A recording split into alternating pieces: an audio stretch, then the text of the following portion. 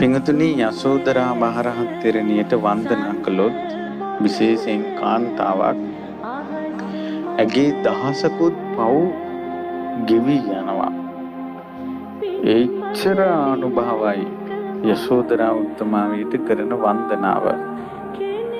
සාමාන්‍යයෙන් මේ යසෝදරා රහත් තෙරණියට වන්දනා කරන්න හැමෝටම අවස්ථාව දෙන්නේ නැහැ.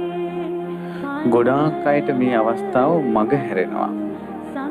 ඒ හේතුව තමයි ස්ත්‍රීන්ට ස්ත්‍රී භව නිසා වෙන දෝෂත් එක්ක කර්ම රැස් වෙනවා.